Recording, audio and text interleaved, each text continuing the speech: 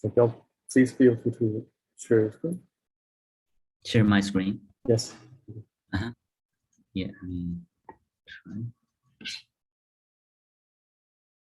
Okay, it says it will stop your screen sharing. Please.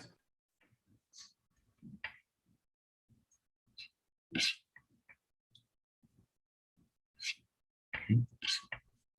Does this work? Yes, perfect. Okay, thanks.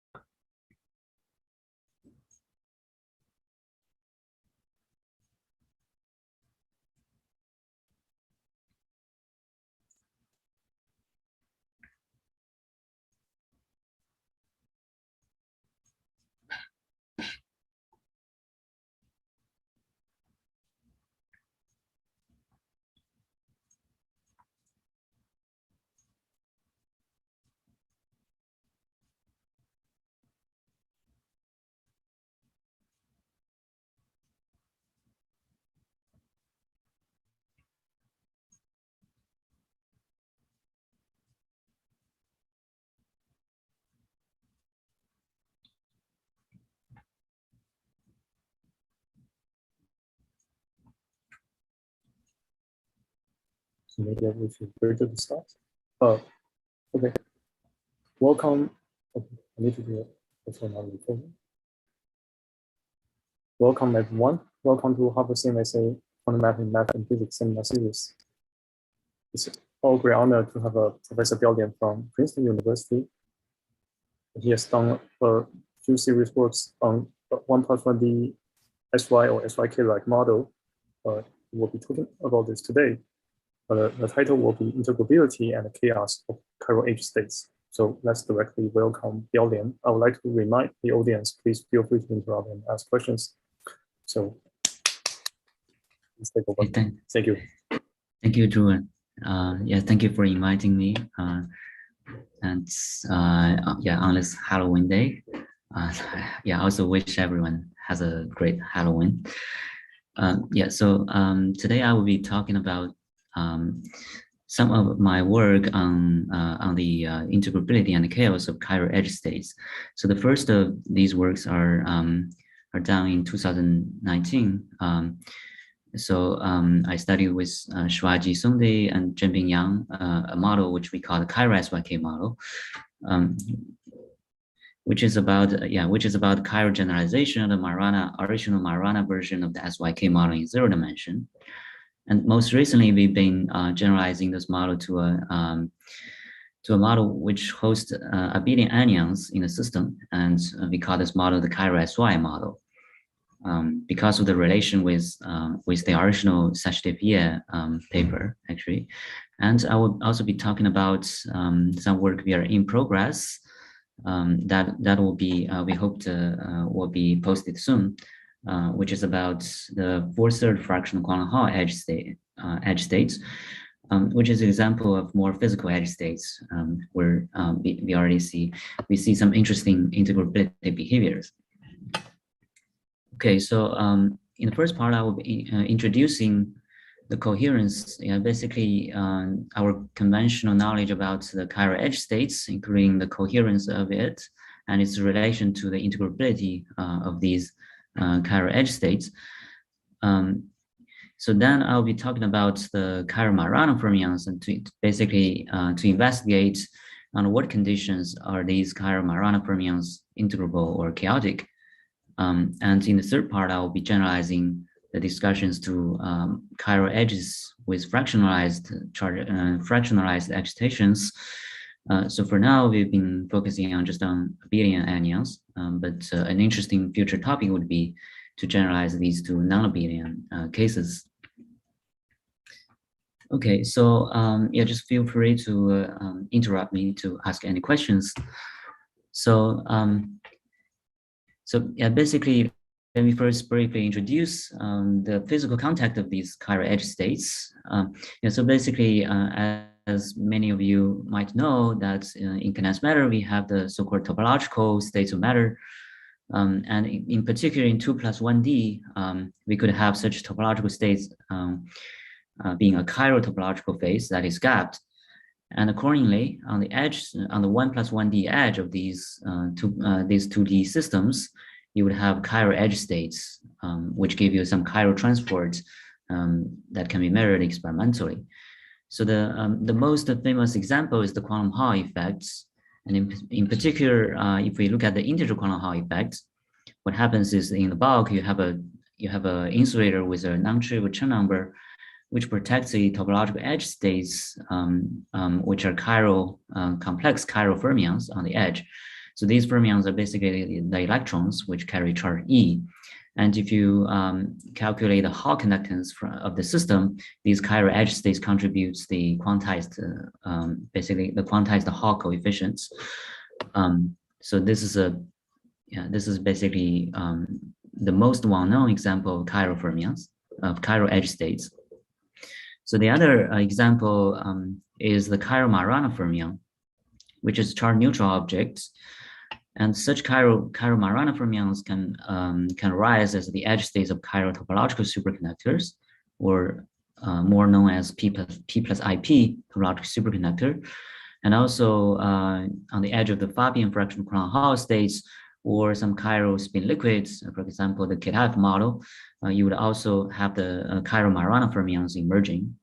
So the chiral Majorana fermions, they are not only chiral. So chiral here means they just move in one direction. So the dispersion has a velocity which is always to the right side. But also these Majorana fermions are charge neutral, and their antiparticles are equal to the particles. So the physical degrees freedom for chiral Majorana fermions are actually only these positive k degrees freedoms. So these negative k things are just particle transformations of the positive k fermion modes. Moreover, there are more broadly various kinds of other chiral edge theories. For example, on the fractional quantum Hall state, the edge of such states, you could have abelian anions or non-abelian anions, which give you fractionalized charges. And such theories are usually, for example, if we look at abelian anions, they are usually described by chiral bosons in terms of the chiral Luttinger liquid theory, as first studied by Xiaogang Wen in the 90s. And there are also more non-trivial examples of non-abelian anions, which we'll not be talking about today. Okay, so then just a brief introduction of the concept of integrability and chaos. So these concepts originally come from the classical mechanics, where basically for integrable systems, what would happen is the system is predictable from the initial conditions, or in other words, they are insensitive to the perturbations to initial conditions. And such examples, for example, an example is the basically the pendulum, the motion of the pendulum. So basically, if you look at the motion in the phase space, you will see a periodic orbit. Basically, it's a predicted motion. For chaotic systems, in contrast, the system is unpredictable in the practical sense. Basically, the evolution of the system depends very sensitively on the initial condition, and this is known as the butterfly effect. And for example, weather system is such a example of classical mechanics. So quantumly, there are also generalizations of these concepts into quantum systems. So for quantum integrable systems, the general notion is that they have a bunch of conserved quantities which you can use to predict the evolution of the system. So the system will behave as quantum coherent system. While for quantum chaotic systems, basically the motion is again not predictable. There's no available local conserved quantities that can characterize the motion of the quantum evolutions, and you easily lose the quantum coherence in the system. And quantum chaos is in particular believed to be closely related to the decoherence and the thermalization of the system. So so it's important for a quantum system to achieve equilibrium state. So chiral edge states are probably one of the most coherent systems in condensed matter. So actually, there are already many experiments demonstrating the coherence of the chiral edge states by doing some interference experiments. And the most interesting one, one of the most interesting experiments, which is done actually just last year, is the detection of anion braiding in 1/3 fractional quantum Hall state. So I'll actually not be talking about the details how they detect the anion braiding, but the reason that they can detect this phase, braiding phase of the anions in this state is they consider basically anions propagating on the edge of the fractional quantum Hall state, and with some bulk anions. So basically, the edge anion have two paths which it can go. It can either go here or it can surround this this loop. Yeah, actually, I think the arrow is this way. Anyway, so these two passes would interfere to give you an interference pattern. And by observing this interference, they can detect the anion braiding phase. Basically the key point is this edge state has to be pretty coherent for this experiment to be successful. And similarly, there are also experiments done in the graphene quantum Hall system with superconductivity proximity. So the superconducting proximity actually give you some Andreev amplitudes on the edge, and your edge states would become word chiral Andreev edge states, or you could call them chiral Majorana edge states.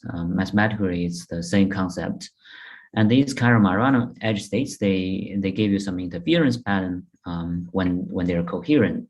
And so like the blue curve is measured at low temperatures. So these experiments definitely shows that there are chiral edge systems which are pretty coherent at low temperatures. And so this would indicate actually these edge theories should be nearly integrable at low energies under any kinds of physical interactions available in the system. So let me just to give you a better understanding why these chiral edge states examples are nearly integrable at low temperatures, or I call it asymptotically integrable. The first example I would discuss is a system with n smaller than or equal to 3 chiral Majorana modes. So in addition to the free fermion actions, which is so basically this gives you the equation motion that these chiral Majorana fermions are propagating to the right. In addition to the free actions, you can also try to write down the interactions among these for this system, and you will find all the interactions you can write down. The local interactions you can write down are actually irrelevant. Their scaling dimensions are pretty high. For example, this is a bulk interaction with phonons, with the bulk phonons. Or you could write down the fermion interactions within the fermion operators, but because you only have 3 flavors, actually to write down 4 fermion interaction, you have to have this partial X, like a P wave interaction. So basically, these interactions, if you count the scaling dimension of them, they're all irrelevant. So this indicates such a if you only have n smaller than or equal to 3 Chiral-Majorana fermions, you're almost free fermions at low energy, which is a trivial example of an integral system.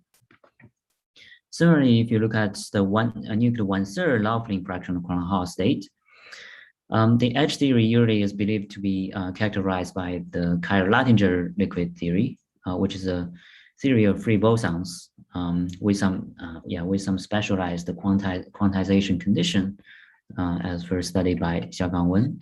So basically the theory is a free boson action like this, with this coefficient 3 characterizing the nuclear 1/3 theory. And in terms of this this boson field, you can try to write down any interactions that could occur in this system. And again, you would find all the allowed interactions are irrelevant. So this indicates the 1/3 state actually should also be asymptotically free when you're going to the low temperatures. And that's why the experiment can be done successfully. Okay, so a bit of a non-trivial example is when you consider n equal to 4 Chiral-Majorana fermion modes. And this is actually just the well-known example of the Chiral-Luttinger liquid theory with the spin charge separation phenomena. So for four fermion flavors, the generic action you can write down, actually looks like this, except for the kinetic energy you have, which are free fermions. You could write down a 4 fermion interaction between all the 4 flavors. And if you count the scaling dimension of this operator here, because basically the fermion has a scaling dimension 1/2 in 1+1d. So this term is actually a marginal term, and it's actually an exactly marginal term. It doesn't flow under RG. So this would give you some non-trivial effects at any temperature. Basically it's independent of the energy scale. So equivalently, you could write it in a more familiar form in terms of the complex fermions.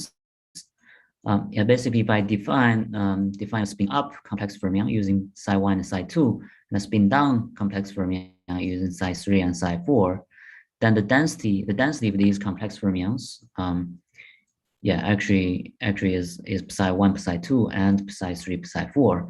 As a result, your action actually give you a basically a free part plus a density interaction between up and down spins.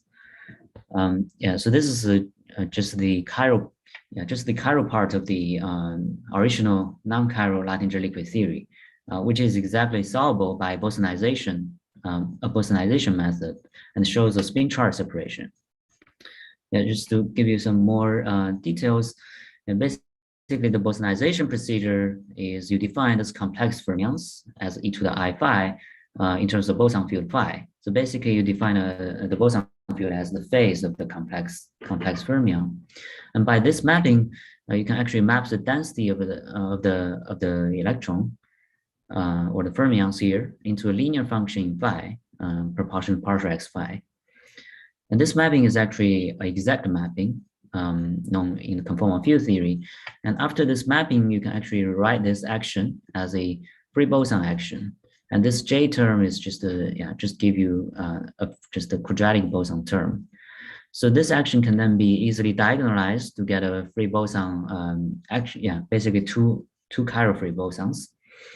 And these 2 free bosons, in terms of the original basis, they have the expression like this, and their velocities are different. Basically, the interaction J gives the velocity difference between these 2 modes. J over 2 pi is the give you the velocity change in this system. And these modes, if you look at the physical meaning of them, the density of these bosons, basically the partial x phi, correspond to the spin density and the charge density of the system. So basically these 2 modes have the physical meaning of being spin and charge degree of freedom of the system. So in this case, the model is again, the model with interactions are still integrable at low temperatures. Yeah, basically at low temperatures, you're only concerned about this marginal interaction. And you can see this interaction is indeed marginal. It's changing your velocity. So that effect is persistent at any temperature. Okay, so you can actually also refermionize the model to get the fermion-Green's function, and the fermion-Green's function actually would acquire a contribution from both velocities, u plus and u minus. And if you look at the spectral weights of the system, which is kind of the density states of the fermions, yeah, it's confined between these two velocities, u minus and u plus. And this is a earlier experiment in the nanowires, but it's a non-chiral system. But the chiral, if you just look at one direction of the propagation of fermions, the physics is exactly the same. And you can indeed observe the spin and charge velocities in the spectral weight of the fermions. Okay, so those examples are all just known to be integrable examples. So one might wonder, are these Majorana fermions always integrable in genetic systems? So yeah, to answer this question, we consider just to increase the number of Majorana fermions in the system. For example, we consider a chiral topological superconductor with BDG chain number n. That will give you n Majorana fermion modes. So generically, if we have n identical Majorana fermions with their kinetic energy identical to each other, then the generic interactions we can write down are these four fermion interactions between any four of the flavors. So only these interactions are marginal, yeah, basically marginal, and would affect the low temperature physics. All the other interactions you can write down are actually irrelevant. You can show they are irrelevant. So these interactions here, we are assuming they are uniform in space-time. So this is important actually for them to be exactly marginal. And we took a simplification actually to assume these fermion modes have the same free velocities to start. So some basic facts is, so the number of interactions, as you can see, would increase quickly as a function of n, and finally close as n to the fourth. Well, the model is again also scaling invariant, and you can actually calculate the beta function of the system to show that the scaling dimension of these J interactions does not flow. Yeah, and for those who are familiar with the conformal field theories, actually you can also rewrite this model, this interaction, as a current-current interaction between the SON Kac-Moody algebra currents. Yeah, basically these operators are equivalent to the currents of SON level 1 Kac-Moody algebra. Yeah, so the first thing we find is when we go to n equal to 5 and 6, the model is still integrable, but it's actually a little bit non-trivial to solve the problem. First, you need to identify a proper fermion basis. And basically, you're free to rotate the fermion basis among all the flavors, which does not change the kinetic energy, but would change, would make a tensor, would make a change in all these components of the interactions. So basically, it behaves as a 4 tensor. So if you just do a proper rotation, you can actually find for n equal to 5, you can reduce the number of non-zero interactions from generically 5 interactions to just 1 interaction. Yeah, so under this new basis, your Lagrangian actually decouples into a fifth free chiral Majorana fermion and 4 chiral Majorana fermion that's interacting with just 1 4 fermion interactions. So basically, it decouples into an n equal to 4 model and a fifth free chiral Majorana fermion model. So this shows the model is actually integrable, and as a result, you get 2 free bosons and 1 free Majorana fermions. And for n equal to 6, again, if you do a proper rotation, you can show that you can reduce the number of 15 interactions to just the 3 interactions under proper basis. And afterwards, you can Bosonize the model and it would reach a free boson action, actually, with all terms being quadratic.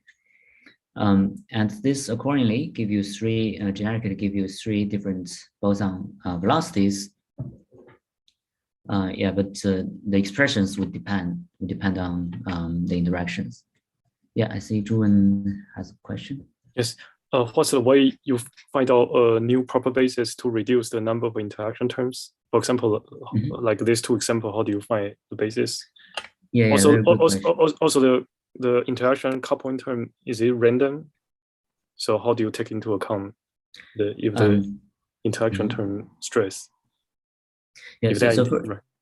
Yes. Okay, thanks. Yeah, very good question. Actually, yeah, I have some backup slides for how we actually find these transformations. So here the interactions. So first, the first question is these interactions. Yeah, you can take them as any interactions. You can pick them from generate them from a random ensemble, or you just pick them uniformly. Yeah, they are all just solvable. Is there another question? Or? Yes, okay. but what's the idea you find out this basis? Maybe you sketch. Let me just make sure I understand why. Yeah, let me go to the my backup slides.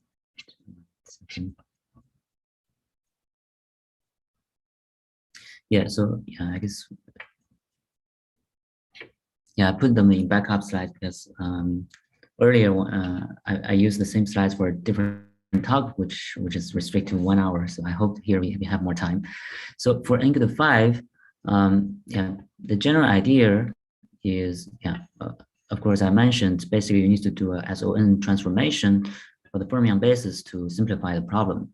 Otherwise, generically, you get actually many cosine and sine functions after you bosonize the theory. So the idea is basically, you just note that this interaction J is actually an anti-symmetric tensor because of the anti-commuting relation between the fermions. So you can basically use this epsilon tensor to define a dual of this object. So basically, for 5 Majorana fermions, you have 5 indices. So when you do this dual, you would find this 4 tensor is actually equivalent to a SO5 vector. Of course, only under rotations. It's actually a pseudo vector. So then you can always find a proper rotation basis to rotate this vector into the 5th direction. Yeah. So basically, I'm assuming you have a O that's rotating your vector into such a form with all of 4 fermion. All the 4 first components are 0. So then you just bosonize in this basis. In this basis, basically, this I5 would only couple psi 1, 2, 3, 4 on this psi prime basis. This is how you simplify it to decouple the 5th Majorana and the 4th, the 4 interacting ones. Yes.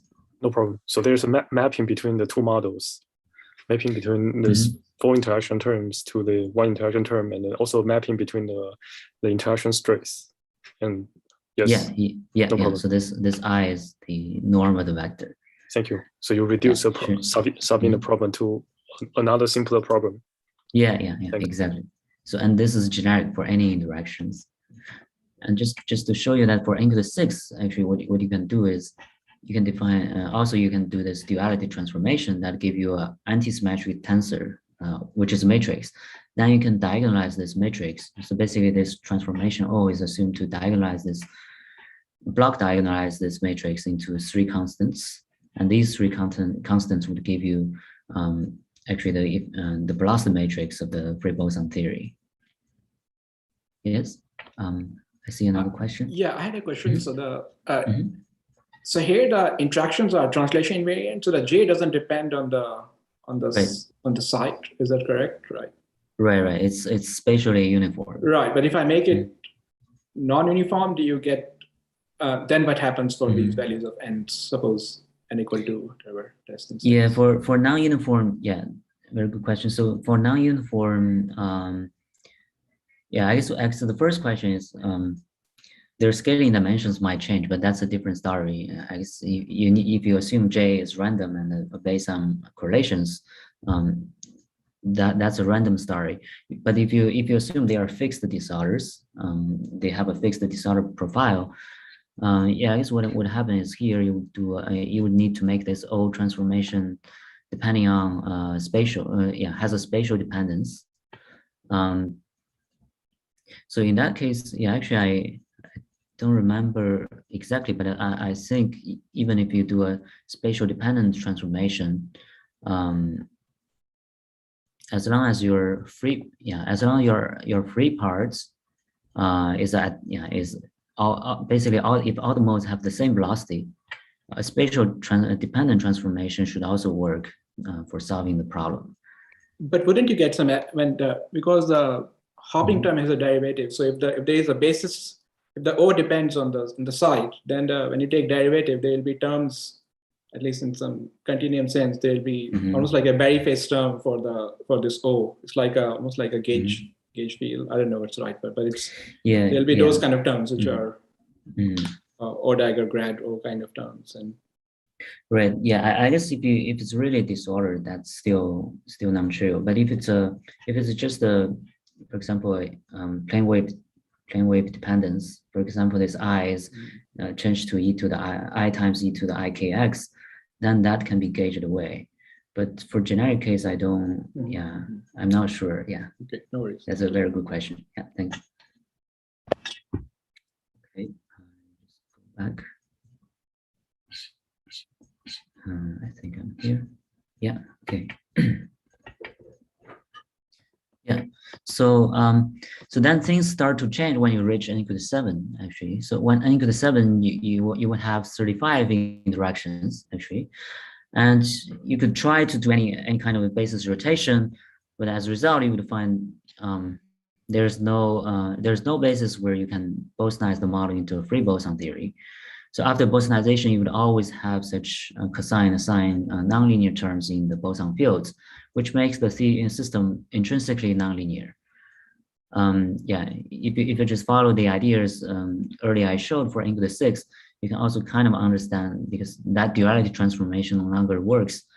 After the duality, you at most get a 3 tensor, which you still don't know how to diagonalize. So basically we conjecture that for n equal to 7 or bigger, your system might become no longer integrable. At least it's not a free boson theory.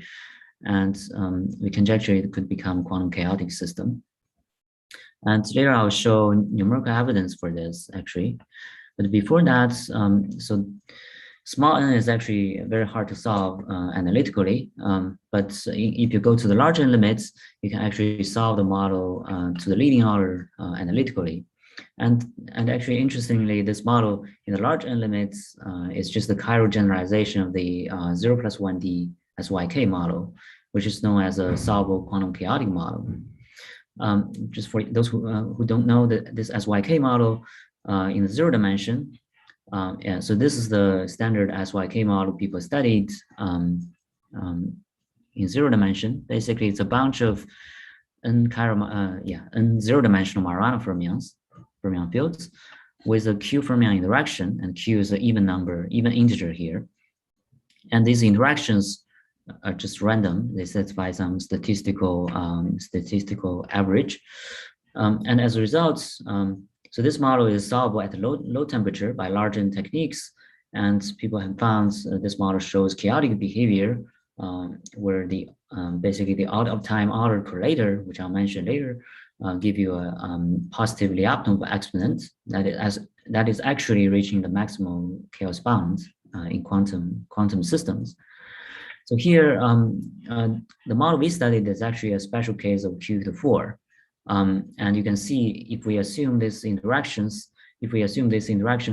obey the statistical average of being scaling as 1 over n to the 3rd, then this model is exactly, this interaction part is exactly the same as the 0-dimensional SYK model. Yeah, but there's some difference here. So one important difference is this term is actually exactly marginal. In contrast, in original zero-dimensional SYK model, this term, if you count in terms of the standard fermion scaling dimension, the interaction term is relevant. So that means it's important at low temperature. So there, what you can do is at low temperature, you just ignore the partial T term, and that actually give you many nice properties for solving the problem. But here, the model is actually exactly marginal. So that makes this kinetic term also equally important. Basically, you can't throw it away when you do the calculations.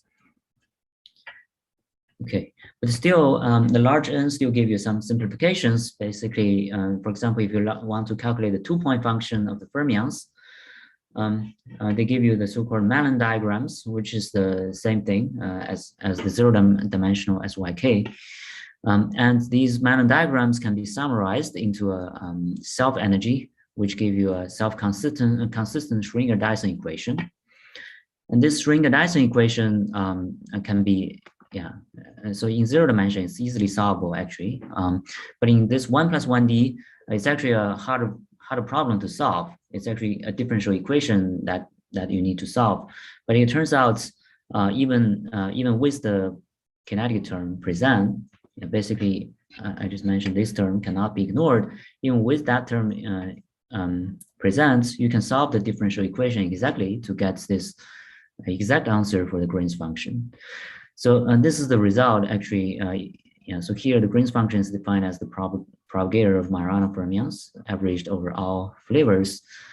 And as a result, actually interestingly, you find the Green's function takes this form, which is, if you remember, it takes the same form as the n^4 case. But the n^4 case is actually an integrable system with two free bosons.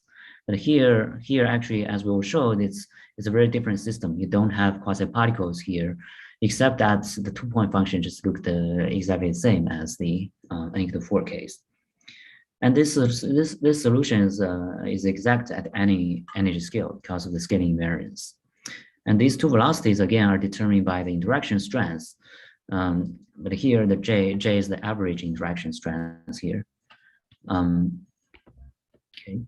So yeah, as a result, if you plot the spectral weights, you see all the states are also constrained within the velocities U- and U+.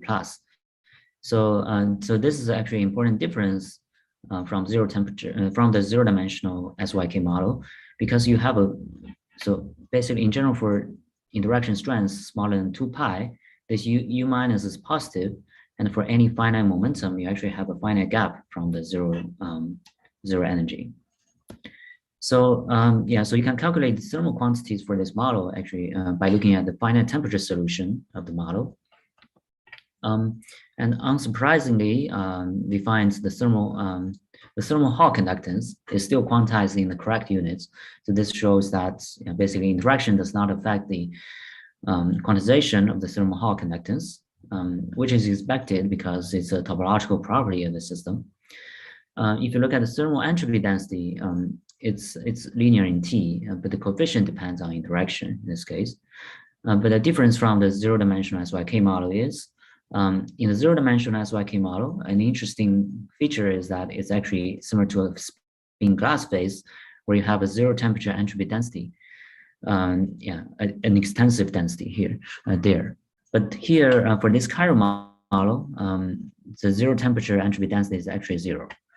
And this is basically because we showed there's always a finite energy gap for any finite momentum spectrum. So they don't actually contribute to the zero temperature entropy. But if you look at the density of states here, it should also give you some exponentially large density of state, but not as zero temp and zero energy. Does Julian has a question? Yeah. Yes, just make sure. So you're saying no quasi-particle because the AK omega doesn't have a delta function peak. Is that just the right? But that's not all the reasoning, because even in the n^4 case, if you look at the fermion Green's function, you don't see delta function. That's because fermion is not the correct quasi-particle. You only see the delta function peak in boson. Yeah, if you define the boson Green's function. But here the point is, no matter what, basically we calculate the 4-point function, the fermion 4-point function. You still don't see a pole. Basically, yeah, basically the point is here, you shouldn't see any pole in any correlation functions. So there's no quasi-particle. Yeah, so now I'll be talking about the 4-point function. So yeah, so one indicator of the quantum chaos is known as the out-of-time order correlator, from which one can define a Lyapunov exponent in the quantum sense. So Lyapunov exponent is also, again, a concept from the classical chaos. It's basically characterizing the butterfly effect of classical chaos. So if suppose a chaotic system has two different initial states in the phase space with just a small separation, the chaos is basically saying that these two states would evolve far apart from each other at a later time. And the distance between these two states in phase space would grow exponentially as function time t. And the exponent lambda is known as the Lyapunov exponent. And quantumly, there's a analog to this concept in the following sense. Yeah, there are other kind of understandings, but this is one of the simplest understanding. Suppose we define this x as characterizing the distance between two initial states. So at time t equals 0, the separation is x0, and at time t, it's the separation between the two states are xt. Then partial xt over partial x0 would grow exponentially if the system is chaotic. And if you quantize the quantity, this become a Poisson, quantize it from a Poisson bracket into a commutator in quantum mechanics. Then basically you can do this by finding its canonical conjugates of this x operator. And if you expand this term into multiple terms, you can show that these terms actually give you non-growing pieces. And basically the only piece that can give you exponential growing behavior is this operator called the OTO, out-of-time order correlator, which is basically correlation from time t to 0 and then back to t and to 0. That's why the out-of-time order. And quantumly, as shown by Messina, Shankar, and Stanford, if you look at a system at temperature 1 over beta, the Lyapunov exponent has an upper bound at 2 pi over beta. Okay, so for this chiral SYK model, we can calculate exactly in the large n limits the OTOC of the fermion operators, the Majorana fermion operators. But now you have two variables, basically t and x. So x being the spatial direction. So if we look at this function along a certain velocity, basically I'm looking at x equal to vt, the behavior along a constant velocity, then this function generically would behave as an order 1 piece minus a 1 over n order piece, which is growing exponentially. So basically our calculation shows that if you choose the velocity in between any velocity u minus and u plus, you end up getting a positive Lyapunov exponent. So here lambda b means that this Lyapunov exponent actually depends on velocity. And actually u minus and u plus are exactly the boundary where the Lyapunov exponent vanishes. And on the other hand, you note that the u minus and u plus are actually also the boundary of the retarded Green's function, outside which it's actually 0. So in some sense, this cone is basically the causality cone of the model. So basically, this tells you any information propagating in the causality cone is chaotic. And if you look at the maximal Lyapunov exponent among all different velocities, the leading Lyapunov exponent depends on the interaction strength. And as your interaction strength J approach 2 pi, you can see this leading Lyapunov exponent reaches the maximal chaos bound. And this J equal to 2 pi is actually a special point where this u minus velocity, the lower velocity becomes 0. So actually, if you go further beyond J equal to 2 pi, you go to J greater than 2 pi, what would happen is the edge theory would encounter edge reconstruction to develop some non-chiral modes in the system. Basically it's a non-chiral reconstruction of the system, in which case you actually need some additional terms to ensure the total chirality of the system doesn't change. And that's an interesting problem we haven't studied yet. But this is already indicating this chiral to partial chiral edge reconstruction points is an interesting point where you reach the maximum chaos bound.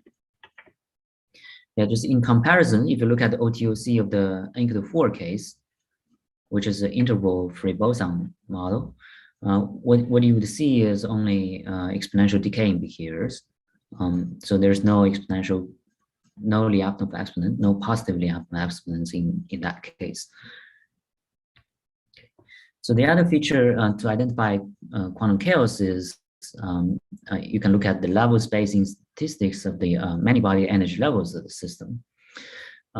So the basic idea is if this is the many-body spectrum of your system, you can look at the energy difference between two neighboring energy levels and look at the probability distribution of this difference. And it was first, actually originally studied by Wigner, but later conjectured by Bohias and Glanoy-Schmidt. That's the if a system is quantum chaotic, you would expect the many-body spectrum has a level statistical, level spacing statistics satisfying the Wigner-Dyson distribution. So the Wigner-Dyson distribution is defined as the energy level distribution of random matrices. And here the example I showed is the Gaussian orthogonal ensemble, actually. And this example is actually the example of the zero-dimensional nuclei levels, which is a zero-dimensional chaotic model. You could think of it that way. And for interacting, so for integrable systems, the story is quite different. Basically, you would expect a Poisson distribution as studied by Berry and Tabor. So this is what we get by a numerical study. So basically, for the chiral model we studied at small n, we can write down an exact diagonalization code, and what basically the model still have some conserved quantities. Basically, the only conserved quantity is energy and momentum. So you need to look at the total, fix the total momentum sector. And this is the level statistics in a fixed total momentum sector for N-7, and you immediately see it's a GOE Wigner-Dyson distribution. While in contrast for the N-6 case, which we know the exact solution, you would just find the level statistics, it's actually not even a Poisson distribution, it's almost a delta function. Or in some sense, you can view it as Poisson distribution with infinite exponent. This is because there are many degenerate levels in this N-6 case because of the integrability, integrable free boson nature of the system. Okay, so that's basically proving our conjecture that the transition indeed happens at N-7. Okay. So now we want to extend the study from just fermion models into some models which host anionic excitations. And the straightforward generalization of the model is actually done by going back to the original Suchdev-Ye model they proposed in 1993, which is showing the same physics as the SYK model, but in a different context. So basically, the original SY model in zero dimension is actually a model of basically n interacting SUM spins with random interactions. And the model becomes a spin glass basically under these random interactions. And if you do the calculation, you will see it's actually a chaotic model with the maximal Lyapunov exponent. So the idea here is to generalize this model into 1+1d by generalizing these SUM spins into SUM level 1 Westermino-Witten model, which is known to be a model which hosts Abelian anions and describes certain chiral edge theories of topological states. So here is the model. Basically, let me first briefly introduce what this model is doing. So basically the Westermino-Witten model of SUM level 1 is describing, for example, could be an edge theory of a n-1 layer bosonic fractional quantum Hall state. Or if you define a SUM chiral spin liquid, it's also possible to realize such a phase on the edge. Okay, so it also has, this theory also has a free boson representation. Actually, it's a Abelian theory that enables a free boson action for the model. So basically, if you look at each copy here, so here there's index I, which is the copy index. So we have n copies of the Western-Witten model. And each copy of the Western-Witten model would have an action like this, where this K matrix is actually the Catan matrix of the SUM group. So that ensures you SUM symmetry within the model, which defines the algebra here. And in addition, these Western-Witten terms, Western-Witten models, you can have you can define their current operators, which I call SI here. So these operators just nothing but the 1D generalization of the SUM group generators. As you can see here, so basically these current operators, they specify the commutation relations in terms of the group structure constants of SUM in normal sense. But there's also an anomalous term, which is actually important for defining the level of the system and for all the conformal field theory details, which I will not talk about here. But all what you need to know is that it's in some sense the generator of these SUM groups.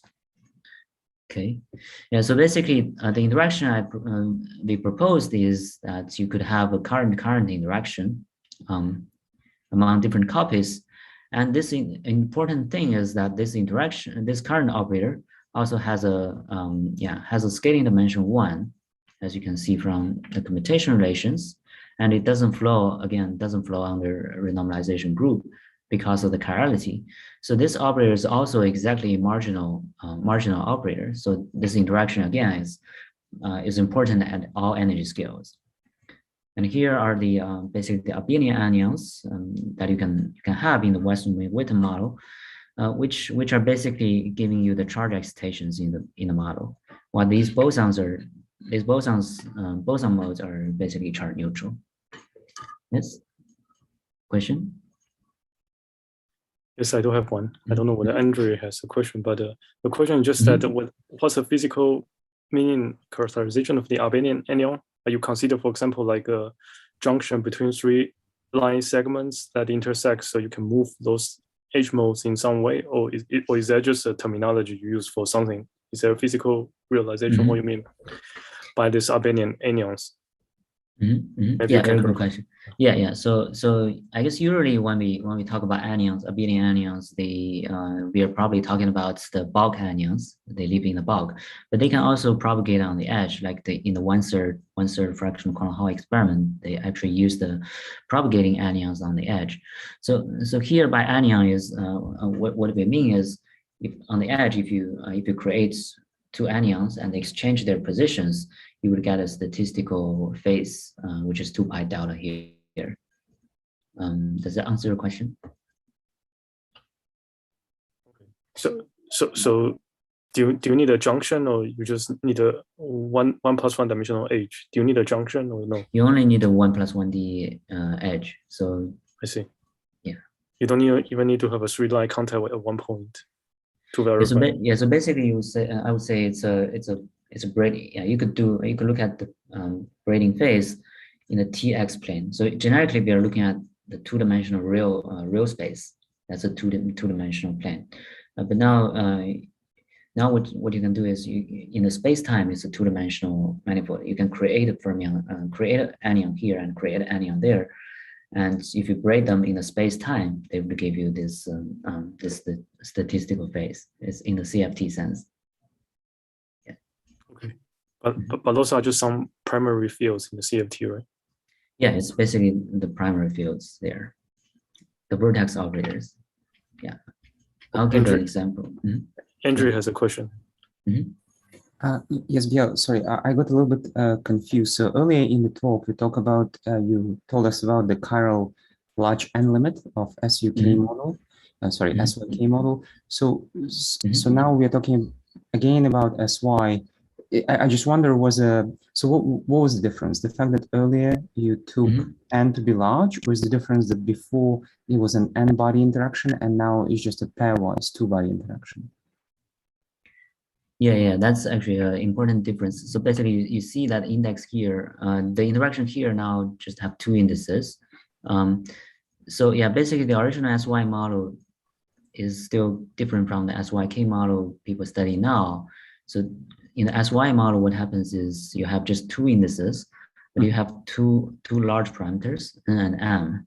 So basically you need to make n and m both large to make it equivalent to the 4-index SYK model. I see. Yeah. So the work that you did earlier with Shivaji, that was for the case of the SYK model, correct? And the numerics that you showed? Yeah. I see. Yeah, okay. yeah, that's Thanks. 4 Sorry, indexes. I got confused between the two stories. Okay, I appreciate it. Yeah, thanks. Yeah, that's a good question. So yeah, so basically here, the other difference is here actually you could have anions. So that's why we consider this system. So earlier in the fermion model, you just have fermions. Okay, so the model. So first we can identify that the model is actually integrable for uniform interactions. If all the interactions are uniform, actually what you can do is these different SUM level 1 theories, they can compose with each other to form to give you a SUM level n theory plus its coset theory. But what is interesting is these two CFT theories actually have different speed lags. Basically, you see again the effect of interaction is basically changing your velocities, which is the result of the marginal effect of the interactions. So yeah, I will not talk about too much about the genetics case, but to give you a simple example, in n equal to 2 and m equal to 2 case, actually this is an example of just two copies of the fitting 1/2 bosonic fraction Quantum Hall state. So each 1/2 bosonic fraction Quantum Hall state has an SU2 level 1 Western edge theory. So in this case, what you find is actually your theory, this final theory under this, in this case, there is also just one interaction, so it has to be uniform. You can diagonalize, you can rewrite the model as actually a free chiral Majorana fermion model with 3 chiral Majorana fermions having velocity being this given by this formula, the BSUM level n, and there's another free chiral Majorana fermion with a different velocity. So here's some details about the current algebra in this case, in case you're interested. So basically, in this case, there's one boson field on this, one chiral boson field on the edge of the bosonic fraction Quantum Hall state, which we call phi I. And you can define, if you write down the vertex operator e to the I phi I here, this actually defines the Sympathetic operator, which has a statistical phase pi over 2. And you can calculate the anion propagator, the Sympathetic propagator for the interacting case, and you will see these two velocities are contributing to your Green's function of the anion Green's function. So the other limits that's solvable is basically you go to the large n and large m limits, but also treat the interactions as random. So this actually is the limit where we define the chiral SY model. In this case, this is actually also just easily solvable, just because of a mapping that allows you to map the model into embed the model into a fermion model. And so basically, the first thing one can do is we can add n ancillary boson fields. These are just to give you some U1 symmetries. So with these boson fields added, you can enlarge the SUM symmetry of the system into a UM symmetry. And the reason we do this is because now you can rewrite the degrees freedom in terms of fermions for this enlarged model with enlarged Hilbert space. And the result is actually in the large n limit, it give you a four fermion interaction like this, which is in the same form as the original SY model, the fermion representation of the SY model. So in terms of the fermion operators, your current operators are just given by these fermion bilinear terms with the Gauss matrices of the SUM level, SUM group. So for this model, it's actually if you look at the large n Feynman diagrams, it's the same as the Chiral SYK model we studied earlier. So basically, you can calculate fermion propagators and the OTOC for fermions. If you want to project that back to the physical Hilbert space, where you only have anion operators rather than fermions, actually we showed that equivalently, you can just rewrite the anion operators as the fermion operators multiplied by some vertex operator, some fractionalized fermion operator, vertex operator of these ancillary boson fields. And these fields give you some additional contributions.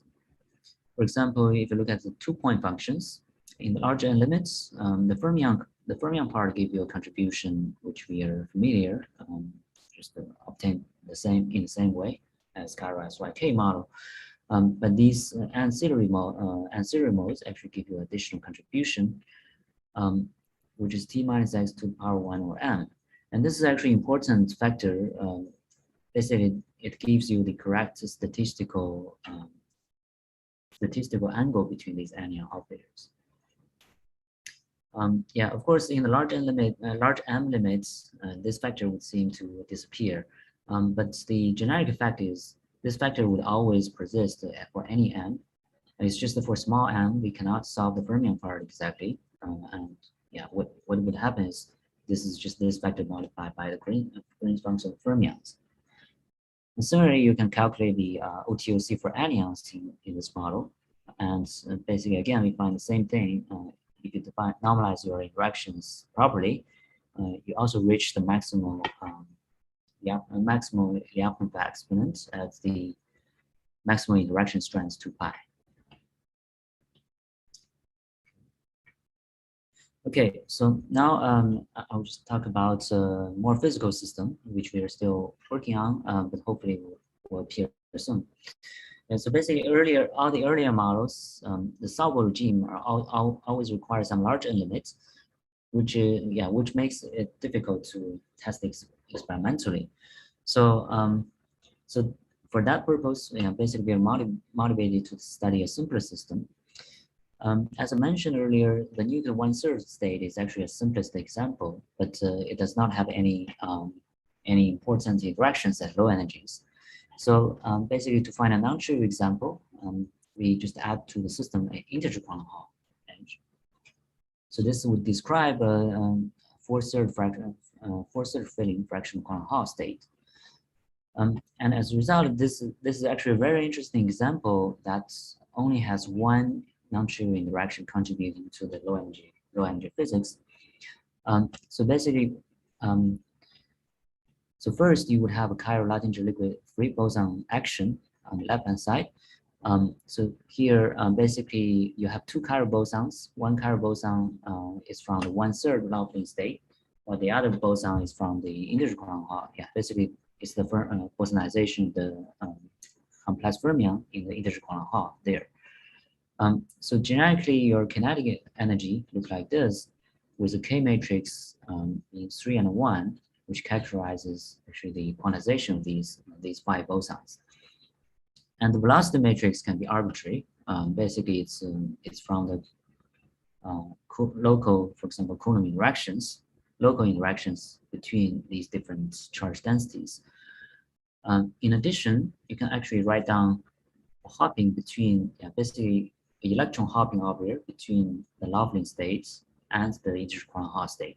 So here, if you actually look at these vertex operators, e to the I phi 1 is actually the creation operator of charged e over 3 anions. So e to 3 I phi 1 is actually creating an electron in 1/3 Lyapunov state on the edge of the Lyapunov state, while e to the I phi 2 is creating a charged e electron in the quantum Hall state. So basically, this is the allowed operator under charge conservation.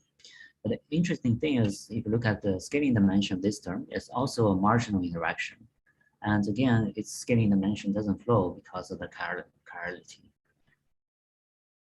Yeah, so generically, this model is difficult to solve. Yeah, but interestingly, you can actually map this model into a fermion language as a fermion model with interactions. So the idea is, actually, this goes back to, this is similar to the paper by Charlie King, Matthew Fisher, and Bochinsky on the 2/3 fraction Poisson state. But here's the 4/3 analog of that.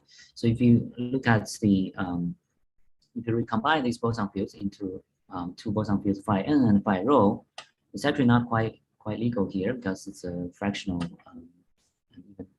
non-rational coefficient. But anyway, if we ignore those flaws, you can show that these operators, these phi n and phi rho, they have the correct scaling dimension to define fermion operators. These are complex fermion operators. So basically, then you can map all the boson theories back into a fermion language under this n and rho basis. And interestingly, this n fermion is charge neutral, but this rho fermion, because of this weird coefficient, it carries a weird charge 2e⁻√3. But anyway, if you do that, your Lagrangian actually becomes an action like this. So there's a basis change of the velocity, after which you can decompose it into the velocity of the n fermion and the rho fermion, and also an interaction between n and rho fermions. While the J term actually, if you look at carefully, this is nothing but e to the 2i phi n, and actually you can map that into a p-wave pairing term of the n fermion term. So as a result, this J just gives you a pairing term for the n fermion, which is allowed because it's charge neutral. Okay, so there are two solvable points for this model. The first point is the J equals 0, which is a trivial point, because when J is 0, you're going back to a free boson theory.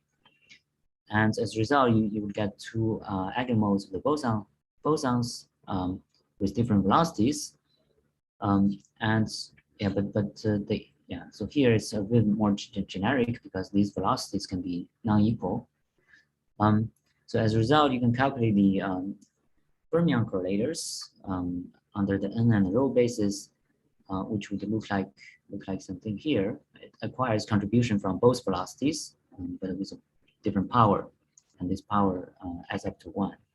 And similarly, you can calculate the anion correlations in this case for the semions.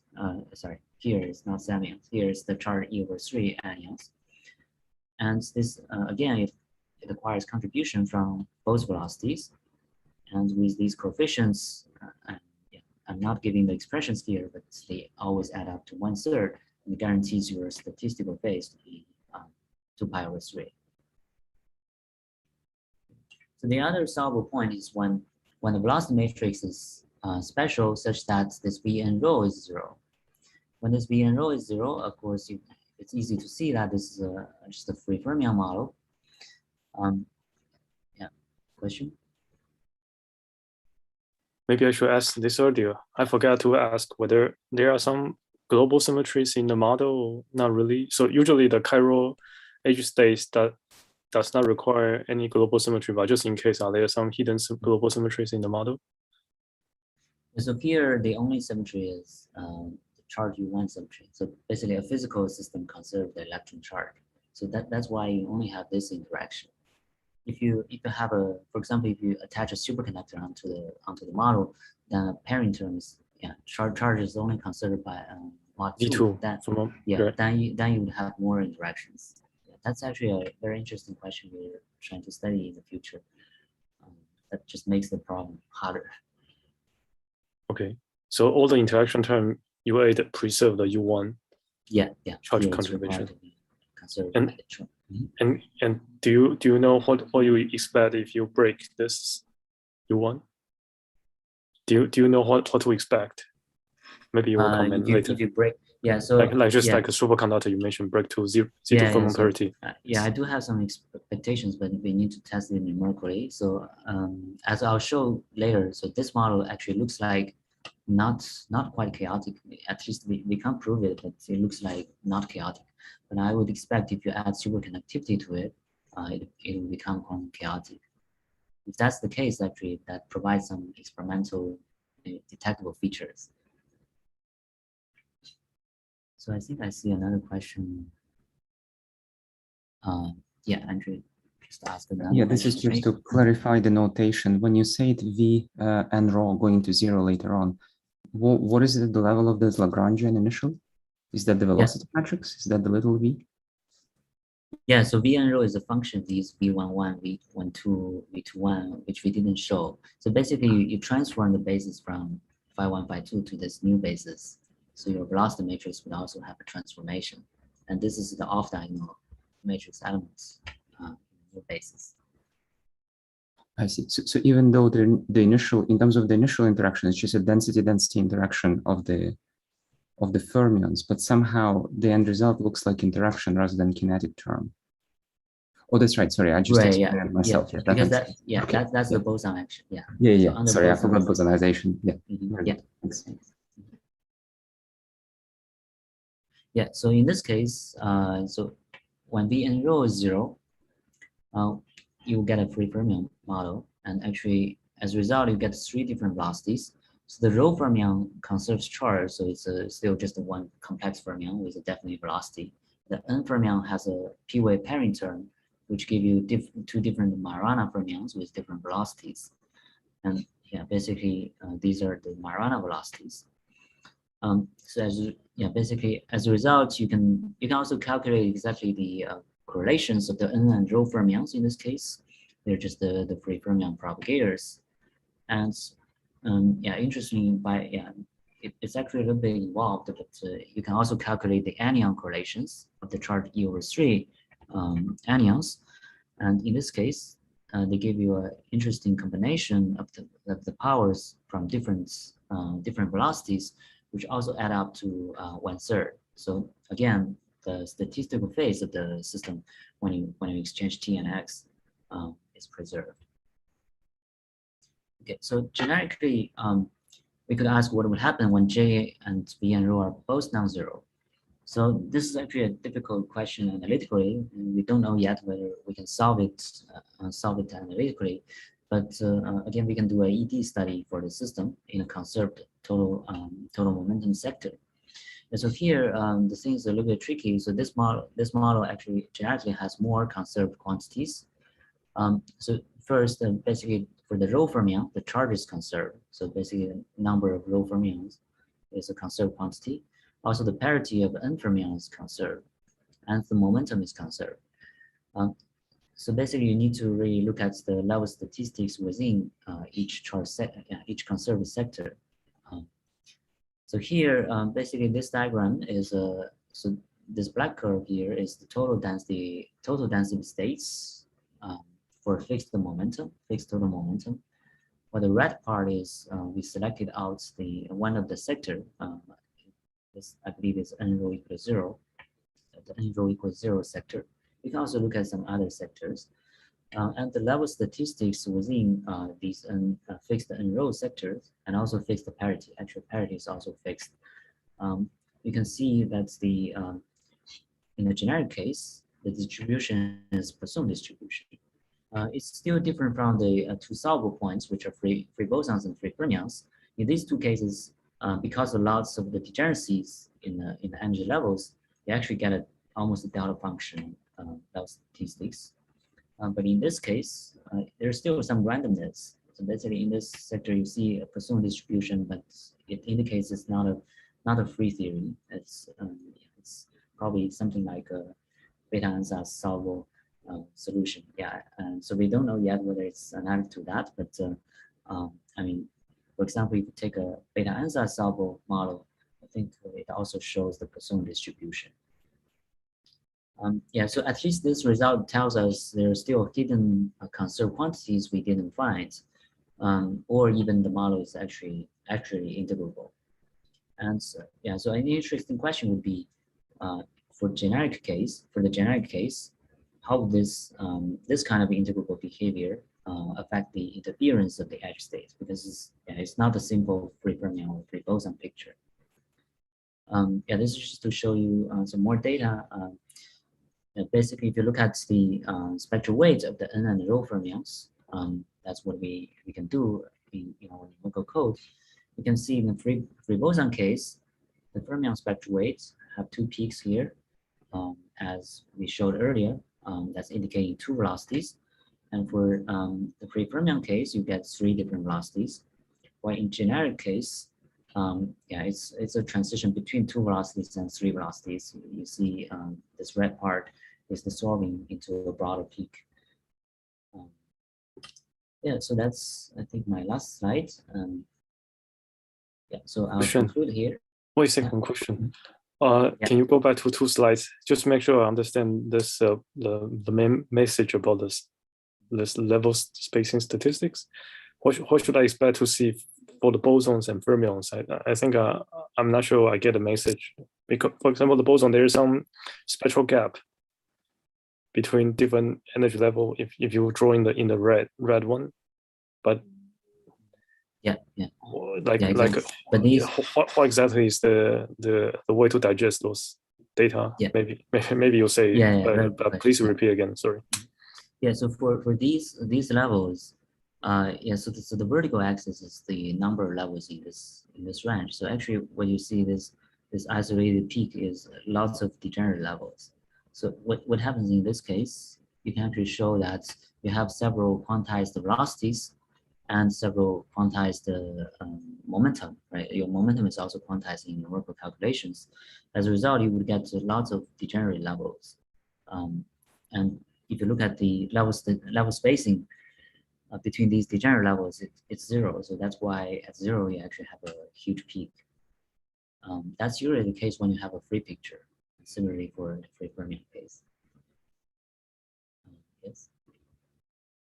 But the data in the red doesn't look similar, right? So what should I take about this? Doesn't look similar to the are you in the free boson free fermion case? Right. Yes, the red. Yeah. So that's probably because here you only have 2 velocities, and here you have 3 velocities. So for 3 velocities, there are more combinations. So yeah, basically it's a algebraic question. Yeah, some modes can be in this velocity, some modes can be some momentum. Yeah, so basically some modes can be, all the 3 modes can contribute to a many-body state. So that makes the level actually denser than the free boson side. I think it's important that the scales are very different on the scale on the exactly. blue curves on the bottom curves is much smaller than the scale on the top curve. So it's very hard to compare them. Yeah, exactly. So here actually it's a pretty wide energy range, but here it's pretty small. Let me just make sure. Are the fermion parity are still a global symmetry in both data in the free boson and free fermion? Fermion parity are a global symmetry. Yeah. Not gauged, right? Suppose that fermion parity preserves. Okay. You mean the N fermion? Yeah, the parity. Fermion parity is preserved. Yeah. It's not gauged. It's global. It's a global symmetry. It's global. Yeah. Okay. No problem. Okay, thanks. So yeah, I think I also finished all the context. I'll leave my conclusion here, and I'll thank all my collaborators, Shirajin Sungri, Zhengbin Yang, and Yicheng Hu, who will arrive at Princeton as a postdoc in my group. Okay. Thank you, and questions Yes. about Khan? Yeah, thank you very much, Biao Lian, for you control the time very well. I think you still have 15 minutes, but great. Question from the audience. Feel free.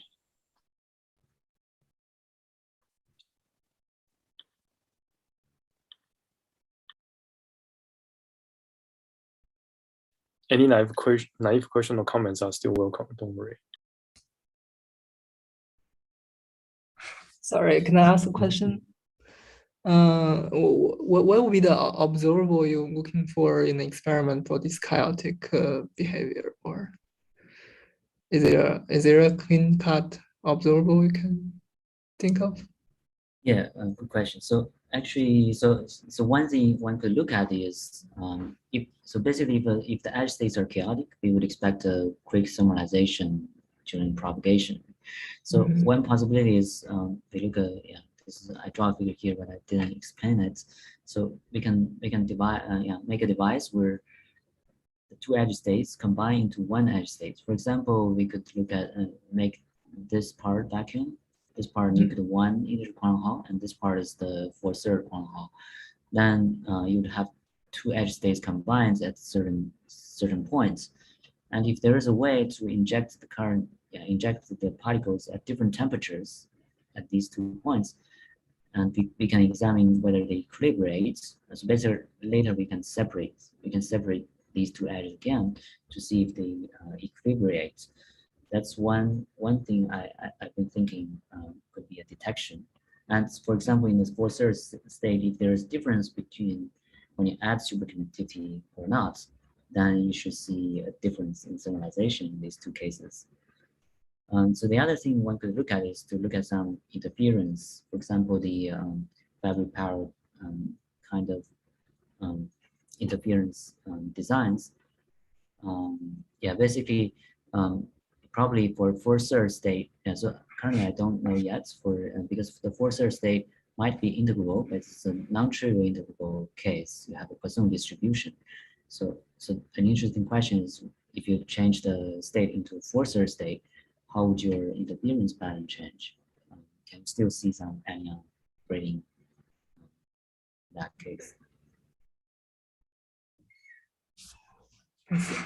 Thank you.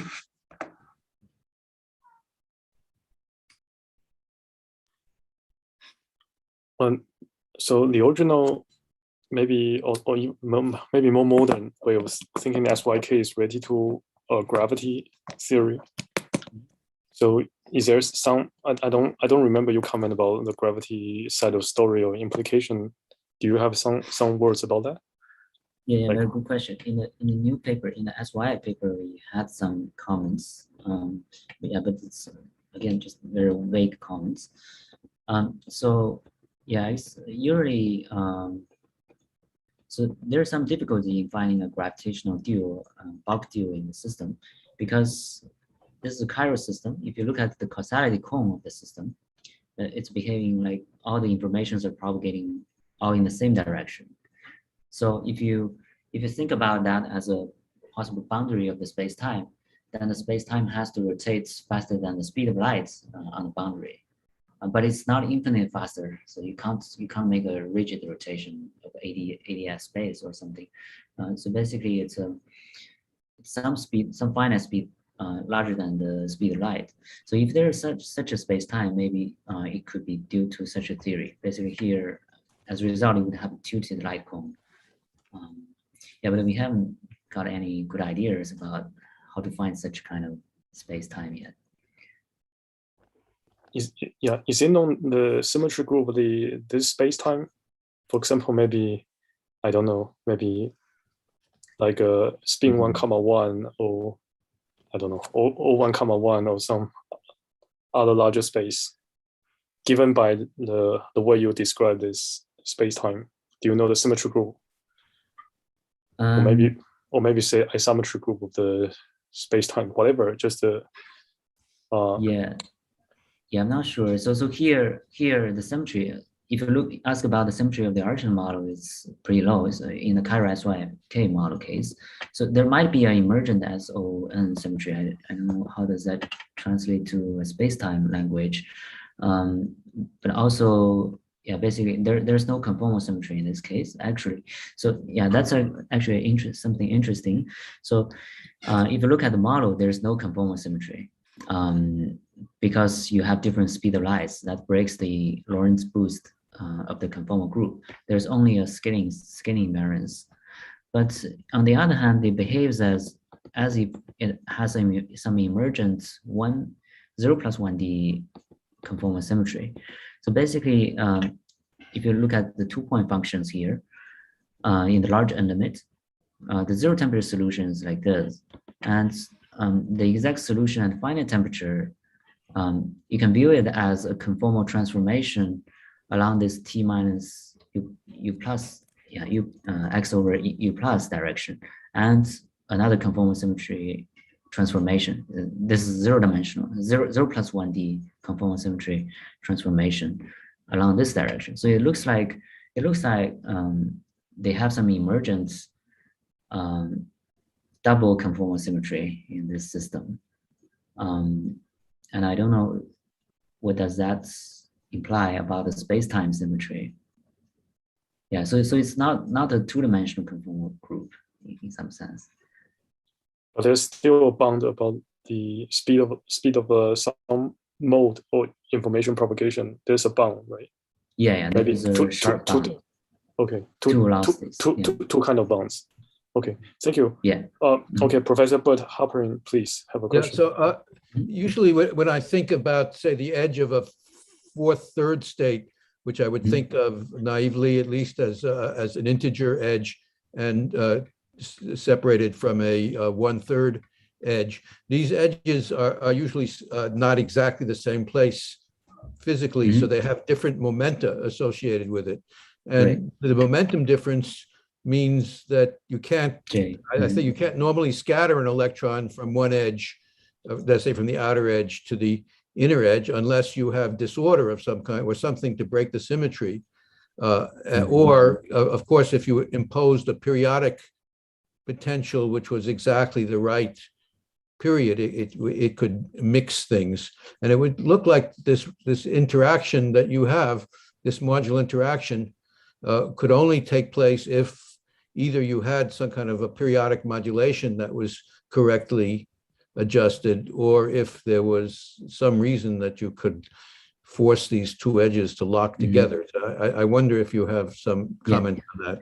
Yeah, very good question. So actually, that's the generic case. I have a slide on that. So yeah, so indeed, like in general, if you require the conservation momentum, and if the two modes have different velocities, different momentum, have a momentum difference, then it's impossible. But yeah, suppose you have some uniform disorder, or like you have some periodicity which still allows the interaction, then generically what you would have, basically we are still considering some uniform case. Generically what happens is this interaction J needs also to have the momentum difference between these two modes.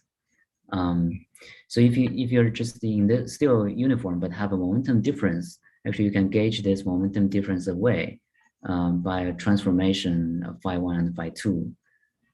So what happens is basically this would differ from the model we consider, for example, in Green's function by this relation, given by the phi1, phi2. Right. So basically the spectrum are related. So I think, so in other words, for a realistic system, if you wanted to do an experiment, you'd have to somehow introduce a periodic potential like this. Or, if you just had a normal edge, it wouldn't. You'd have this problem with a momentum difference. Is what I'm saying. Yeah, I don't think that's probably you don't need the periodic potential. So what actually would happen is you have two modes, but their origins are not at the same momentum. So their origins are not at the same momentum. So if you look at the overlap between the wave functions, okay. Yeah, I'm not sure. Yeah, maybe what you're saying is right. So the J term would have to have some spatial dependence, and then when you integrate it, it's mixing not two states at the Fermi energy. It would be mixing a state at the Fermi energy, let's say on one mode with something that's a higher energy. I think that's which I think changes the physics. I think that's what should happen. Basically, you're coupling two modes at the same momentum but different energy. Right. But but basically, I think that's what yeah, probably I didn't write it super clearly here, but that's equivalent to this momentum difference assumption if you shift the energy origin. Yeah, basically by that shift, of course, these two modes would have different energy zeros as well. So yeah, but basically there's a unitary transformation you can take from. Right, but so what happened to the parameter p then? Is it p is a well, p divided by some velocities or something? P times the velocity, yeah, would be an important parameter. And that, so where did that maybe I lost track of it, but I didn't see that in your your model. What happened? This p, right? Yeah. So what? Yeah, actually, you just said p equals 0, or did you? Yeah. So we said p equals 0 because basically by this transformation, you can show your Lagrangian goes back to this uniform transformation, except that the rho fermion would gain a chemical potential term. So roughly speaking, the rho fermion, the energy 0 point of the energy of the rho fermion would shift a little bit. But the rho fermion, the charge of the rho fermion is actually conserved. So this is just a constant shift in your spectrum. So yeah, basically, if you want to solve the spectrum, they are the same problem. This mu rho would be a function of p. Basically, you would get a shift of the rho spectrum, which is a function of this p. Mu rho is okay, some combination Vn rho of p. Okay, and then the n correlations look the same, are not affected, you're saying? The n correlation almost the same, but except you also get a correction from this p correlation. Okay, thank you. Yeah, thank you for the nice question. Tyrone has a question. Tyrone. Yeah, thank you for a very nice talk. Going back to the first part of the talk, I think you already hinted what I was going to ask you about this sort of a conformal-like structure in these correlation functions. So the question I have is how much of CFT technology carries over? For example, is there a well-defined OPE of operators for this chiral SYK model and then yeah, how do I think about operator product extension? Also about if there is something like a CFT-like structure here, is this like is like an irrational CFT with infinite number of primary operators even at finite n?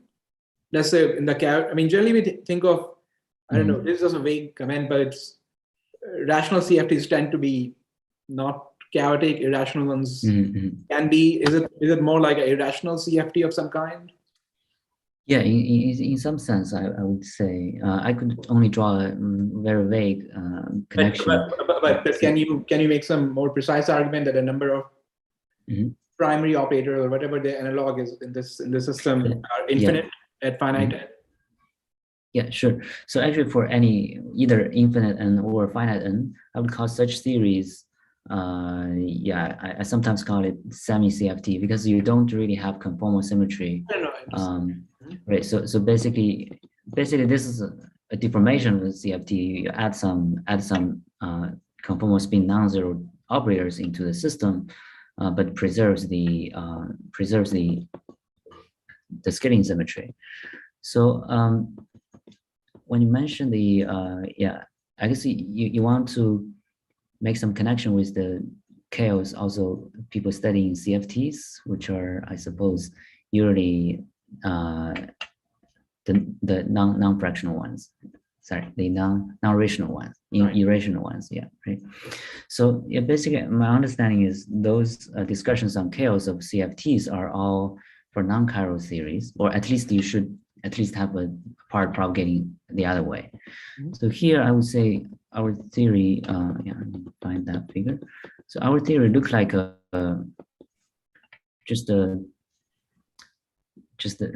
a little bit like the non-chiral CFTs, but in a moving frame.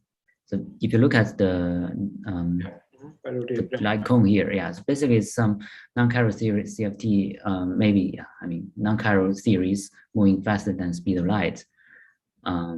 So yeah, so I would say there might be a connection. Actually, that's a very interesting question. I don't have a good answer now.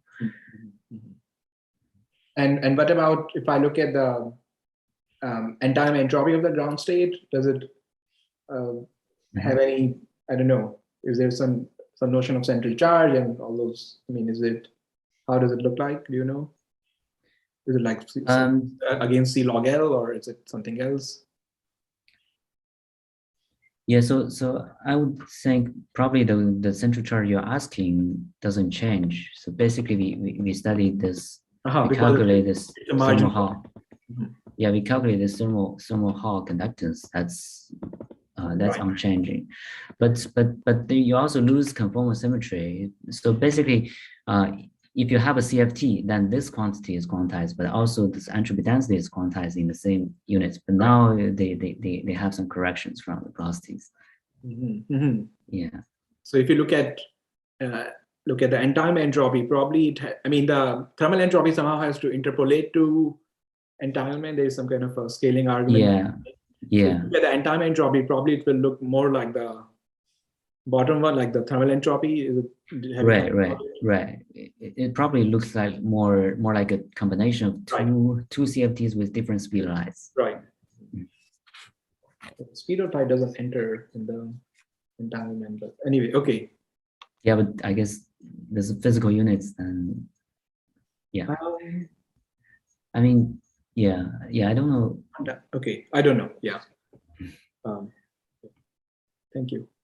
Yeah, thank you.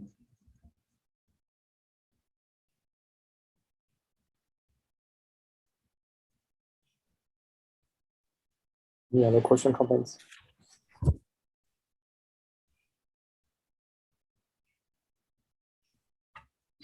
So that's cool. If not, let us thank Professor Biao Lian again. Thank you, Biao. Yeah, thank you for inviting me, and I wish everyone happy Halloween. You're going to celebrate? Oh.